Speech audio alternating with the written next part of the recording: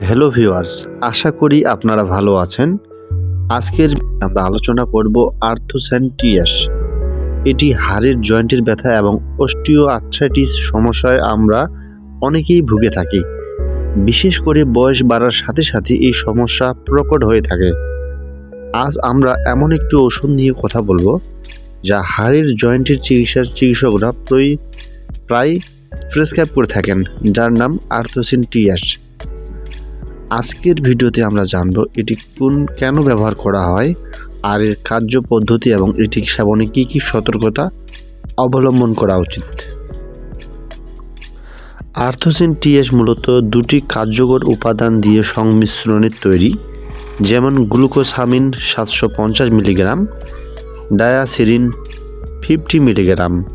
এটি কিভাবে কাজ করে আমরা এখন জানব। আমাদের হাড়ের জয়েন্টের মাঝে মাঝে এক ধরনের নরম হাড় বা কার্টিলেজ থাকে যা কুশনের মতো কাজ করে থাকে। বয়স বা রোগের কারণে এই কার্টিলেজ যখন ক্ষয় হয়ে যায় তখনই কিন্তু ব্যথা শুরু হয়। গ্লুকোসামিন এবং কার্টিলেজ তৈরিতে সাহায্য করে, আর ডায়াসারিন প্রদাহ এবং ইনফ্লামেশন কমিয়ে ব্যথা দূর করতে সাহায্য করে। যেমন এই অস্টিও আর্থ্রাইটিস, বিশেষ করে হাঁটু, কোমর বা হাড়ের জয়েন্টে যখন প্রচণ্ড ব্যথা হয় তখন কিন্তু ডাক্তাররা এটি প্রেসক্রাইব করে থাকেন।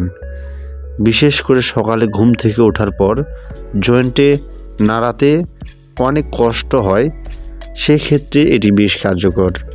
যেমন হাড়ের সংযোগস্থলে ক্ষয় রোধ করতে এবং নতুন টিস্যু তৈরি করতে এটি সাহায্য করে। দীর্ঘদিনের হাড়ের ব্যথা কমাতে এটি বেশ মেয়াদে কাজ করে থাকে। এখন জানব সেবন বিধি।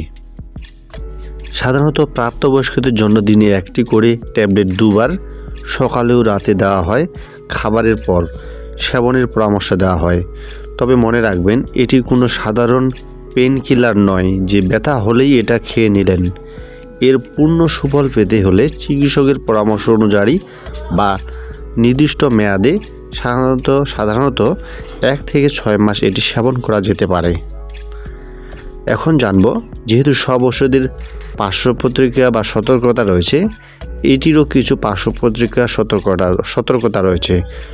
সব ওষুধেই কিন্তু পার্শ্বপ্রতিক্রিয়া থাকতে পারে, যেমন আর্থ্রোস্যান্টিয়াস এর ক্ষেত্রে কিছু সাধারণ সমস্যা দেখা দেয়। পেটে অস্বস্তি বা ডায়রিয়া, প্রস্রাবের রং কিছুটা পরিবর্তন হতে পারে যা ক্ষতিকারক নয়, বমি বমি ভাব বা ত্বকে র্যাশ ওঠা। এখন জানবো গর্ভাবস্থা বা স্তনদানকালে খাওয়া যাবে কিনা। চিকিৎসকের পরামর্শ ছাড়া একদমই সেবন করা উচিত নয়। বিশেষ করে যাদের কিডনি সমস্যা, গুরুতর সমস্যা রয়েছে তাদের ক্ষেত্রে ডোজ পরিবর্তন করা যেতে পারে। যেমন যাদের ডায়াবেটিস রয়েছে, গ্লুকোসামিন রক্তের শর্করা মাত্রায় সামান্য প্রভাব ফেলতে পারে, তাই ডায়াবেটিস রোগীদের নিয়মিত সুগার চেক করে উচিত এই ওষুধটি খাওয়া। হাড়ের ক্ষয় রোধে ওষুধের পাশাপাশি নিয়মিত হালকা ব্যায়াম এবং ক্যালসিয়াম সমৃদ্ধ খাবার খাওয়া জরুরি।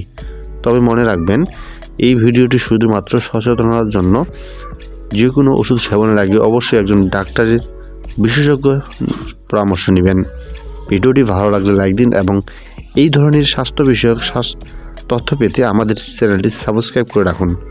সুস্থ থাকুন, সাবধানে থাকুন। ধন্যবাদ।